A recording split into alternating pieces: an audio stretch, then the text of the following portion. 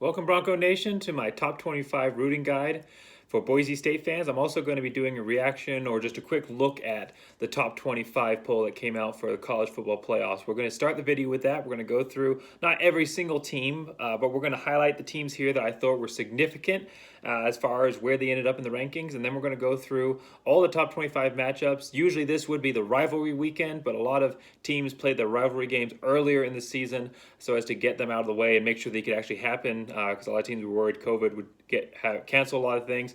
So not as many rivalries to look at this week, but we still got a couple of interesting matchups, well, a lot of interesting matchups, and a lot of ones that could end up eventually impacting Boise State as far as them hopefully at some point getting to that top 25 poll. Now I'm going to say right off the bat, where the committee chose to put some of these other group of five teams in their rankings, which I think was surprising based on how the committee has voted in the past on these types of things.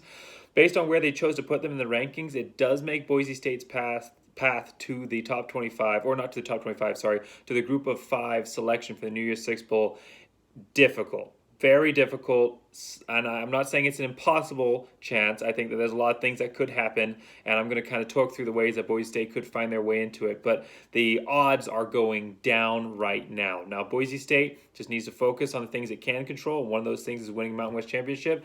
This is a COVID year. None of these another eligibility as far as that goes counts for this year. Boise State's going to get back a full team, assuming no players choose to leave for the draft early. Boise State, no players have to leave due to graduation. All COVID players playing this year for COVID concerns don't have to leave. They can stay even if they're a senior and they've used up all the eligibility. They can play again next year. So at Boise State, this is kind of almost a practice year, basically, which kind of amounts to.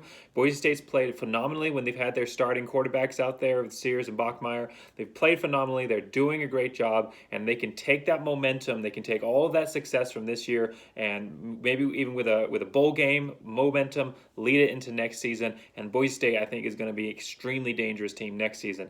This season, though, there's a lot of things to look forward to. Mountain West Championship victory for Boise State would be an incredible achievement to add on to the second Mountain West Championship in a row, and they could win it outright again for the second time.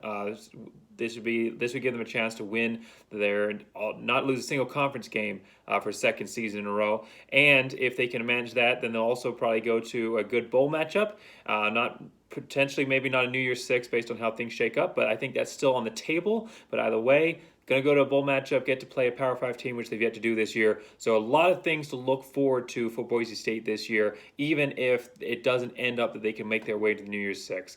So that being said, though, let's look at the playoff rankings, and then let's look at how Boise State fans should be rooting for the top 25, just to inch Boise State towards the goal of finishing ranked in the season and towards the potential, because it's not off the table, potential of Boise State to make a New Year's Six Bowl. So first off, we're going to go 25 up, and then we'll stop whenever it just doesn't really apply or it's not that surprising anymore. So the first one here, Tulsa being ranked in the top 25. I know they ranked in the AP poll, but I was extremely surprised to see them ranked in the top 25. I think if Oklahoma State had beaten Oklahoma last week, then maybe I could see them ranked, seeing as Oklahoma State is the only loss for Tulsa. But Oklahoma State's sitting at 23, and Tulsa's at 25, and they're 5-1 with a loss to Oklahoma State, and they almost lost to Tulane last week. I mean, Tulane had that game, and Tulsa managed to kind of do a last-second comeback.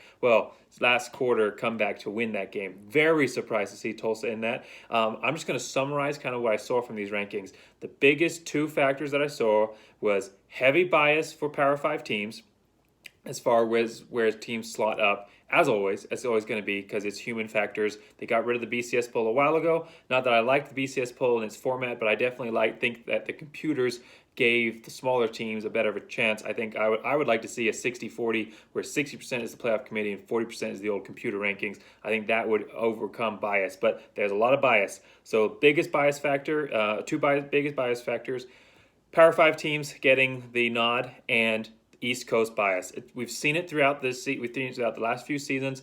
Ever since the BCS poll stopped being a thing, East Coast teams have gotten the nod over West Coast teams. And I don't know, well, I do know why that happens. Part of it is because they're not being watched, and a lot of it is because they just don't have the hype machine that a lot of the East Coast teams have. So big factors were the Power 5 bias and East Coast bias, and we'll see that. So Tulsa being ranked here, surprising. No Mountain West teams, even though there's a 4-0 San Jose State team and a 5-0 Nevada team, neither of them cracked the rankings here. Yet a 5-1 Tulsa team gets into the top 25. Ridiculous. Iowa at 24. Iowa is 3-2, and they have a loss to Purdue. Yes, they have 3 wins, but let's look at those 3 wins. Let's click on Iowa's schedule, okay?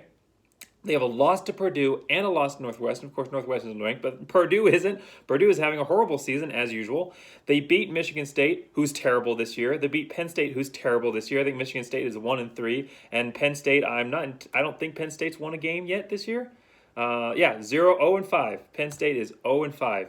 And Iowa State, with 3-2, with one of those losses being to Purdue, is ranked in the top 25. That is shocking. That is mind-blowing. When I talk about East Coast bias, I include the Big Ten in there. Kind of cuts the Big Ten and comes across. Pac-12, Mountain West, BYU, all get the hammer every single year. So that is just one of the I'm surprised to see Tulsa in there, but to see Iowa ranked in the top 25, especially when you have contenders on the outside, such as Nevada, who's sitting at 28 in the top 25 poll right here. SMU, maybe. I think that I would have been more happy with them than Iowa. I wouldn't want to see them ranked, though. I don't think that they deserve it, but I did better than Iowa. Washington, very dominant victory, and Liberty, so far this season is 8-1, and they have a win over Syracuse and Virginia Tech, and their only loss is a 1-point loss to NC State last week, 14-13. And number 3-2 overall, Iowa is sitting at 24. Ridiculous.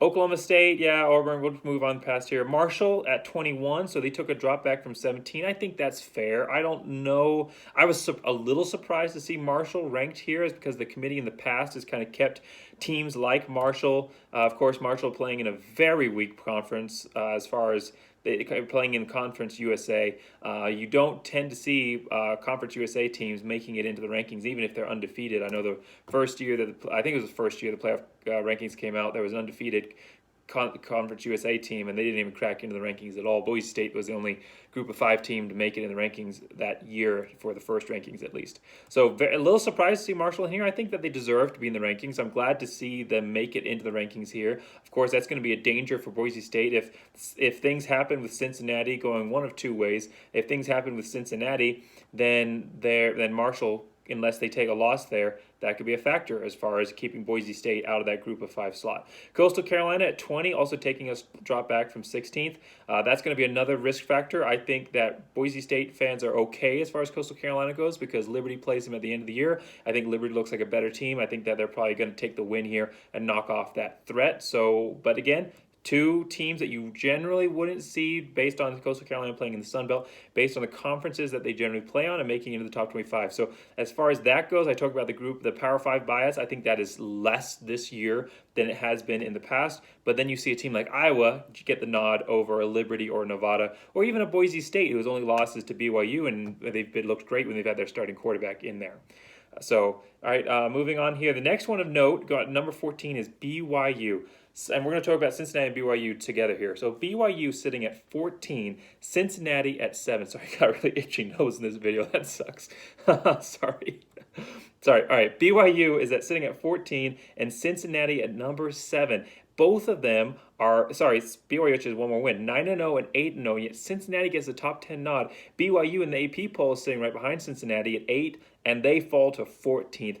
That is shocking, and again, it's just the East Coast bias playing a factor. There is no way that, based on the way that this committee has voted in the past, based on what they use as qualifications, strength of schedule, all of that Cincinnati should be ranked this high in the top 10. They should be. I don't think that Cincinnati should be. I think that they should be leading as far as the group of 5 goes, for sure. I think that they should be maybe in the top 15. But to be at number 7, and then if you are going to put them at number 7, to drop BYU to 14th, that is mind-blowing to me. And Herb Herbstreit was extremely perplexed by it as well. If you watch the ESPN video, playoff announcements, he was very perplexed by that as well. And if we look at their strength of schedule here, Cincinnati, their opponents have 32 wins. BYU opponents have 28 wins. Now, BYU has played one more game, and their opponents have had a few more losses. So BYU's opponents have 38 losses versus Cincinnati's opponents have 28 losses. But since most of Cincinnati's opponents are American athletic teams, and a lot of their games have been canceled, so there might be some more losses on there if it wasn't the other way around, if they hadn't had those games canceled there. So as far as strength of schedule go, these teams are very close.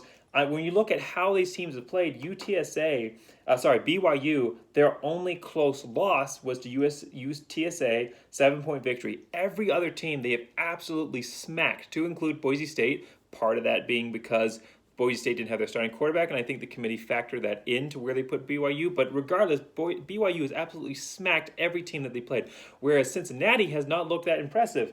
They had only a 14-point victory against Army. They had only a 21-point victory against USF, who's terrible this year, 1-7, and they were only able to put up 28 points against them. And then they almost lost to UCF last week with a 3-point victory, where they did not look that the UCF looked like the better team in that matchup, and Cincinnati was able to pull off the win in that one. So when you look at those factors, those rankings, it is mind-blowing. And I think the reason that this is that the committee has been hearing, well, you say you're going to put a group of 5 team in the playoffs. You say you're going to put a group of 5 team in the playoffs, but you're not really going to do it. You're not really going to do it. You never give them a chance. You never give them a chance.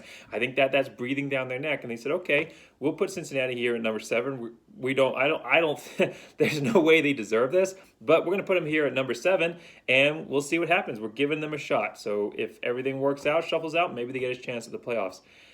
That can be the only explanation I can see for Cincinnati being at number 7 and BYU being at 14, where I think Cincinnati probably deserves to be at a 13th or 12th with just the season they played and no Power 5 wins. That's really it as far as looking at it. Another, though, I'm going to just point out here as far as the East Coast bias goes, Oregon, the only Pac-12 team to crack the top 15, sitting exactly at number 15. They fell from 9th. So they're 3-0. They've looked very good in the games they've played. They fell from 9th to 15th, and they have a 6-2 Iowa State team ahead of them, 6-2 Oklahoma team, a 5-2 Georgia team. All of these teams are rated ahead of Oregon, and I think a lot of that is the Pac-12 bias. We'll see if Oregon continues to win, if they're able to move up at all. But sitting out here at 15th, 3-0, with I think Pac-12 is only playing a 6-game schedule, I think, if that's correct. Let's just click on Oregon here. Oregon playing, 6-game schedule, and their games against Oregon State, Cal, and Washington. The committee's basically doomed Oregon, or the Pac-12 really at all, chance of getting into the playoffs this year. And that's really Pac-12's own fault for starting so late and only playing 6 games. However, having fall from 9th to 15th, 9th in the AP and 15th in the college football playoff ranking really shows that bias factor playing in there. Okay, so that's just kind of my reaction video. I considered making 2 separate videos for this, but I thought, a lot of them parallel each other. We might as well roll them in together right here. So let's talk about these rankings, the scoreboard here, and how Boise State fans should root in the top 25 matchup. We'll make this quick because we've kind of already talked about these teams in depth already. And then we're going to conclude with a quick discussion about how Boise State could make it into the playoffs, what their outlook looks like this year, what would need to happen. So, Iowa State versus Texas, number 13 Iowa State versus number 17 Texas. Boise State fans going to be rooting for Iowa State in this one. Texas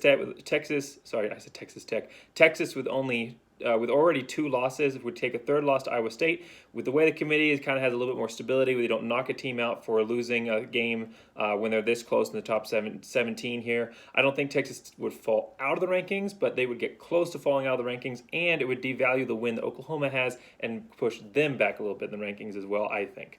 So Iowa State, 10 a.m. Mountain Time, ABC, on Friday. This is Friday slots, Friday matchup. We got 4 top 25 matchups on Friday.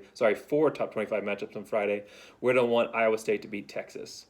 Nebraska versus Iowa, easy one, 11 a.m. Mountain Time, Fox. We're going to want the 1-3 Nebraska to knock off Iowa. I think they can do it. I don't think Iowa's looked that impressive. I have no idea why they're in the top 25. And Nebraska knocking Iowa out would open up room for maybe Boise State or even a Nevada. Nevada gets in, they go undefeated, and they get playing the Mountain West Championship game. Boise State also gets the Mountain West Championship game. Boise State has a chance to knock off an undefeated Nevada team in the top 25. The conversation gets a little bit interesting then. So we're going to want any Mountain West team to jump in, and Iowa getting knocked out will help that out. Notre Dame versus North Carolina, 1:30 p.m. ABC. And we're going to want number 2 Notre Dame to knock off number 19 North Carolina, be their 3rd loss.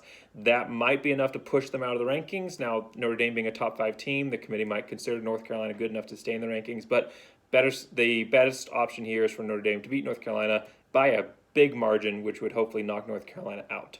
Oregon versus Oregon State, 5:30 p.m. ESPN, the Civil War. Well, used to be called the Civil War. They renamed it for political reasons, but that's how I grew up learning it. Civil War's got nothing to do. It's an estate, two sides fighting each other in a state.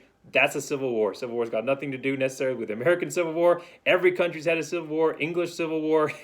Every country's had a civil war. So Oregon versus Oregon State, I'm calling it the Civil War because that's what it's always been. So Oregon versus Oregon State, we're going to want the Beavers to knock off the number 15 Ducks.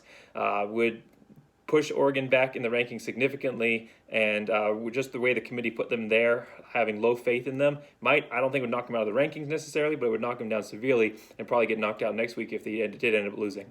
Ohio State versus Illinois. Illinois knocking off Ohio State would be incredible, and probably not going to happen. 10 a.m. Mountain Time, FS1. We're onto the Saturday game slot now. Sorry, the Civil War was the last game on Friday, so Saturday, November 28th, we've got Ohio State versus Illinois start off.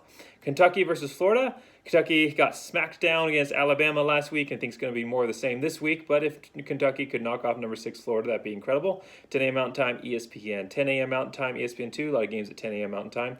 We have Maryland versus Indiana. Number 12 Indiana going up against Maryland. We are going to want Maryland to win in this one. I think if they do, they'll jump into the top 25. I don't think they'll stay there very long, though, and would give Indiana a second loss, pushing them back in the rankings. 10 a.m. Mountain Time versus Fox, Texas Tech versus Oklahoma State. Most of these are easy. You're going to root for the unranked team to beat the top 25 team in most of these cases. So again, Texas Tech beating Oklahoma State would be great, because not only would it push Oklahoma State out of the rankings, but it would also could continue to devalue that loss that Tulsa had, and I think that would be beneficial. Maybe even if Tulsa won, might even push Oklahoma State might even push Tulsa out of the rankings. And actually, I misspoke. I don't think Tulsa plays this week. Oh, they do. They play. Nope, postponed. Okay. So, no, Tulsa doesn't play this week, but if Oklahoma State lost, it might be enough to push Tulsa out of the rankings. So, 1 p.m. Mountain Time, ESPN Plus, Coastal Carolina, Texas versus Texas State. It'd be great if Texas State could beat Coastal Carolina here and knock them out and seal the deal as far as the, what are they called? Chanceliers, I think, is what their mascot is. It's a big rooster. If they could knock them out of the rankings, that'd be great. Regardless, I think Liberty is going to knock them out here, but better safe than knock them out later in the season, but better safe than sorry. 1:30 p.m. Mountain Time, CBS. Man, I'm just messing up here. Alabama versus Auburn. It'd be great if Alabama could knock Auburn out here. I have said in the past that we want the undefeated team to take the loss because it helps Boise State not stand out so much with having that loss. But in this case, Auburn being right on the cusp of the rankings, we want them to get knocked out here. If possible, we'll give them 3 losses, I think would be enough. So in the Iron Bowl, we're going to want Alabama to knock off Auburn. So there are a couple of rivalry games this week, just not as many as normal. Pittsburgh versus Clemson. Trevor Lawrence coming back from the COVID list. He's going to be looking to have a big game, but it'd be great if Pittsburgh could spoil that. They spoiled it last year. They did Boise State a big favor by spoiling UCF's season. Always great to see. But it'd be great if Pittsburgh could spoil Clemson's season here, take them to 7-2, knock them out, and just continue to push Clemson back as far as that goes, just because they're a top 25 team. 1:30 p.m. Mountain Time, ESPN. And Pittsburgh with 5 wins and 4 losses isn't going to jump into the top 25. 1:30 p.m. Mountain Time, ESPN2, Northwestern versus Michigan State. Michigan State at 1-3. It'd be great if they could knock off Northwestern, who's at 5-0. It would extremely devalue Northwestern as far as their season goes. I would knock them way back in the rankings, I think, close to getting knocked out next week. 1:30 p.m. Mountain Time, ABC, USC versus Colorado. Colorado is undefeated, but USC is in the top 25. If Colorado beat USC, I think that USC would probably fall back in the rankings to about 24th, 25th, and Colorado would probably jump into the rankings. So this is going to be one of those rare situations. We don't want Colorado coming in the rankings, and USC I don't think is far enough to get knocked out of the rankings. We are going to want USC to win this one. I think USC will take their loss later down the road, maybe in the Pac-12 championship game. Either way, we just want to keep Colorado from jumping into the rankings here. So USC, that's going to be one of those rare exceptions where we're rooting for the top 25 team. 2 p.m. Mountain Time, ESPNU, Cincinnati, overranked Cincinnati, number 7 playing Temple, 1-6. Temple is 1-6 so right now. Be incredible. Temple has had a couple of upset wins over the past couple of years. Always have the ability to surprise. Of course, Owls had a great season a couple of years ago, going 10-3, or a few seasons ago. I'm not entirely sure how many seasons ago. I think it was 2, 3 seasons ago. Anyhow, not that type of season this year. 1-6. Be great if they could upset Cincinnati. I don't think that it's going to happen necessarily. Cincinnati is favored by 36, but this is a little bit of a trap game. Cincinnati is looking forward to get ahead on the schedule to their next game, which is against Tulsa, which is going to be one of their the last game of the season and probably their most difficult one. So I think that Cincinnati is going to be overlooking Temple a little bit, and Temple's not a team that you want to overlook just because of that character that they have in their program, even if this is an off year for them. So it'd be great if Temple could pull off the upset. Might be one to keep an eye on at least until it starts to get out of hand, if it does get out of hand there. 5:30 p.m. Mountain Time, ESPN, LSU trying to salvage their season. A great way to do that would be going to Kyle Field and knock off number 5 Texas A&M. We will see if that happens. I think that LSU is nowhere near the same team, but it'd be great if they could knock off number 5 Texas A&M and knock them back in the rankings there. 5:30 p.m. Mountain Time, SEC Network, number 9 Georgia versus South Carolina. South Carolina having a rough year, fired their head coach, even though I think that they were actually doing better than they normally do, just overall play. But they did fire their head coach, so they got an interim coach in there. It'd be great if he could go in and knock off over-ranked Georgia. No way they should be ranked at number 9 with a 5-2 record right now and 2 losses. It'd be great if they could knock them back. I think it would cause the committee to completely reevaluate Georgia, push them way back in the rankings, maybe in as far as 18th and in prime position to get knocked off later in the season. I think they still have to play Alabama. 5:30 p.m. Mountain Time, ABC, 11 Oklahoma versus West Virginia. West Virginia at 5-3, I don't think is going to be jumping into the rankings here, and it'd be great if they could push back 6-2 at Oklahoma. I think that would continue to devalue their season as far as Oklahoma is concerned there, push them back in the rankings. 2 more to go here, and then we're done. Actually, that was it, because after that, Minnesota versus Wisconsin was canceled, and Tulsa versus Houston is postponed. So just to finish my video here, talking about how does Boise State get into the college football, not the playoffs, not this year, sorry. How do they get into the group of 5 slot? How do they do it?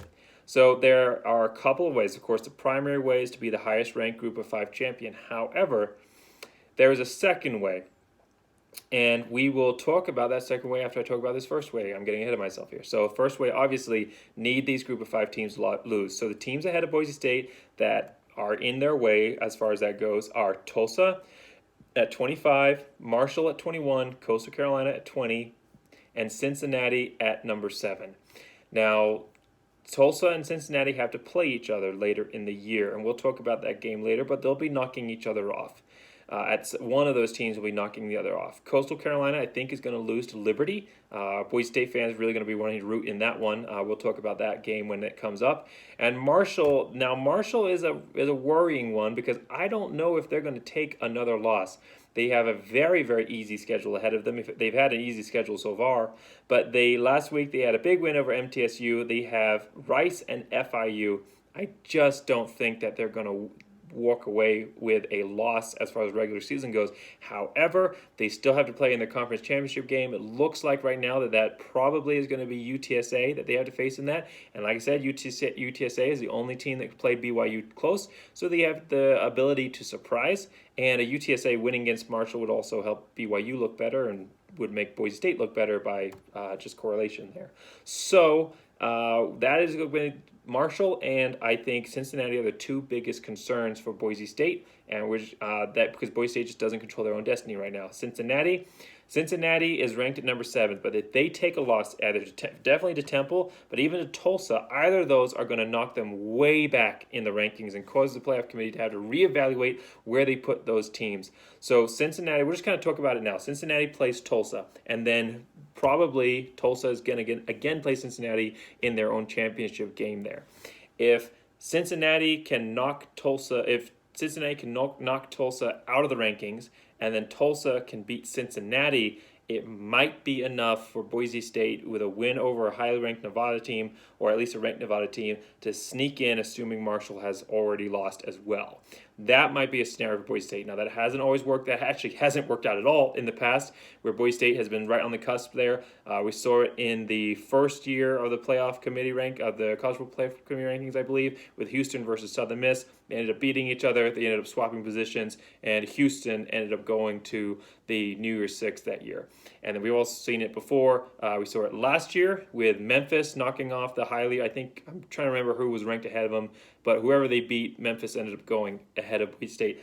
And again, that East Coast bias is a real thing. It has a real impact on how the committee evaluates the Mountain West versus the American Athletic Conference, even though I think that those conferences are very close together as far as abilities. And the Mountain West on a lot of years is probably ahead of the Mountain West of the American Athletic Conference, in my opinion, as far as ability. You look at head-to-head matchups, you look at strength of schedule, you look at their ability to win against Power 5 teams. The Mountain West always comes out ahead, or they have in the last few years come out ahead in those matchups. I'm kind of getting off on a tangent here. The main point is that may still be enough. So there's another way that Boise State could get into this rankings. If Cincinnati does make it somehow, if Clemson loses a game, Clemson and Notre Dame are going to have to play each other, so they're probably going to knock each other out of contention. If Texas A&M were to lose this week, and Florida was to lose at some point along the line, and Cincinnati was to do enough in the committee's eyes to jump into those top 4 and get that position, the group of 5 slot would still be available for a group of 5 team, because it's not included as far as the playoff committees go. As far as the playoff goes, this is kind of like how Boise State ended up playing Arizona in the Fiesta Bowl, because the winner of the Pac-12 goes to a major bowl game, the New Year's Six, but Oregon that year was going to the playoff. So Oregon would have been the winner of the Pac-12, so the second team went in their place. And that's kind of how it would be the group of 5. So if Cincinnati does win out and they're able to get into the playoffs, then that would mean that all that would be really standing in Boise State's way, assuming that Coastal Carolina gets knocked off here, would be Marshall and potentially Tulsa. But if Tulsa, the only way Cincinnati would get in is if they won 2 games in a row against probably a Tulsa team. So Tulsa with 2 losses in a row would probably be knocked out of contention there, and then the only thing standing in Boise State's way would probably be Marshall. So, and that is almost the more likely way. I'm still going to say that Boise State fans should root against Cincinnati, at least this week with Temple. We'll reevaluate it next week, but definitely this week I think with Temple that'd be enough to knock Cincinnati out. But it might be more likely for Boise State to jump into the group of 5 slot if Cincinnati wins out here and gets into the playoff position ranking, gets into the playoffs. The reason I'm not saying we should necessarily root for that as far as how we're choosing which teams to root for each weekend is that I just don't think the committee is going to let a non-Power 5 team into the top 4 here. I just don't see how they would, especially if Northwestern continues to win. I mean, a lot of things would have to shake up, especially this year with not having won a Power 5 team. Now, them placing Cincinnati in the top 10 when I don't think they deserve to kind of makes it seem like they're talking about it, but I think that's more of just a gesture than it is actually something they're planning on following through. So I know this video was long, but I think there was a lot to talk about. I think it was a good discussion. I really enjoyed talking through this with you guys. So thank you for watching my video. Thursday, I should be having my 3 keys to the game preview for Boise State versus San Jose State. It's going to be a big game against undefeated Spartans, and it's kind of turning into a little, I'm not going to call it a rivalry, but it's kind of turning towards that as far as it has been competitive in the past here versus not when we were in the WAC together, it wasn't competitive at all, but it has become a little bit more competitive, and San Jose State is a much better team than they have been in the past. So it's going to be an exciting game, and watch out for my video for that on Thursday. So if you want to root on Boise State as they cruise towards hopefully a Mountain West Championship win or a Mountain West Championship trophy and potentially a nice bowl game, and of course the outside chance that they do get into the playoffs, not playoffs, I keep saying that, they keep getting to the New Year's Six bowl game. If you want to root on Boise State as they continue their path to success here, make sure you join Bronco Nation Updates. We have over 8,000 members. It's a great community, great place to connect with Boise State fans from across the country and across the world. All right, awesome. Thank you so much. Thank you for listening to my video, and go Big Blue.